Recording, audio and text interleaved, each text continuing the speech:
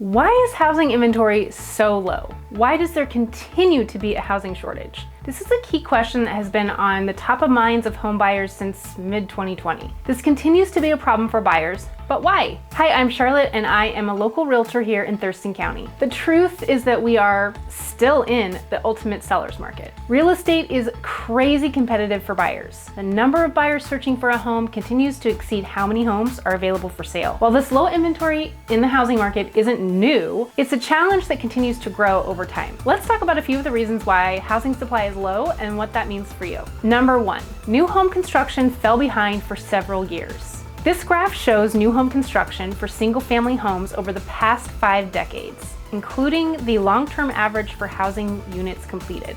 Builders exceeded that average during the housing bubble, which is shown in red, and the result was an oversupply of homes on the market, so home values declined. That was one of several factors that led to the housing crash back in 2008. Since then, the level of new home construction has fallen off. For the last 13 straight years, builders haven't been able to construct enough homes to meet the historical average, shaded in green on the graph. That underbuilding left us with a multi-year inventory deficit going into the pandemic. Number two, the pandemic's impact on the housing market. When the pandemic hit, it changed how people viewed their homes.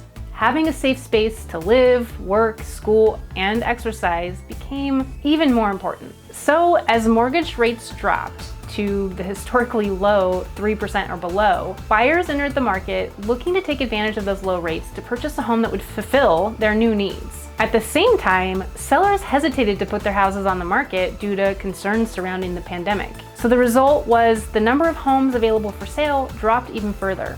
A recent article from Realtor.com explains, last month, the number of home listings dropped 26.8% compared with the same time a year earlier. This meant that there were about 177,000 fewer homes listed in what's already typically a slower month due to the holidays and colder weather. There is a third factor to consider here. It isn't exactly the reason for why the inventory is lower, but it's one of the reasons that the problems of low inventory are exacerbated. The tailwind of the millennial generation has reached home buying age, so the buyer pool became a lot larger. Archana Pradman from CoreLogic said in an April 2021 article, "This demographic tailwind comprises the largest generation of households who are approaching their first-time home buying years. As a whole, their share rose even higher in 2020 as millennial home buyers comprised more than half of overall home purchase applications." She goes on to state, but in 2020, the share of millennials in the home buying market soared 7 percentage points in 2020,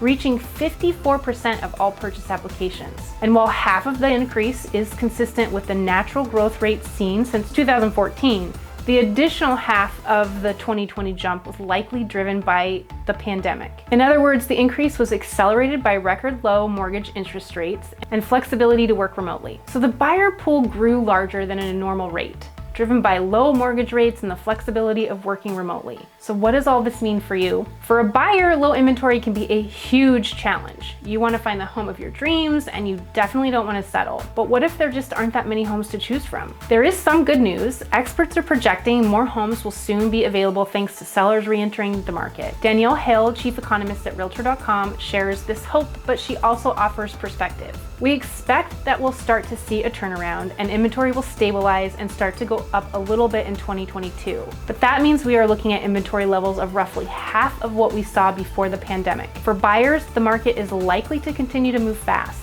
If you see a home you like, you want to jump on it right away. Basically, inventory is still low, even though there are more homes coming. But you shouldn't put your plans on hold because you're waiting for those additional houses to hit the market. The homes that are coming are not going to be enough to get us out of this low inventory market. Like Danielle Hale said, we are still going to be looking at inventory levels of roughly half of what we saw pre-pandemic. So instead, you need to stick with your search and persevere through today's low inventory. You can find your next home if you're patient and focused. Remember your goals and why finding a home is so important to you. Those things should be the driving force behind your search. Be very clear about your priorities. You will find your home, but it might not be in 1 month.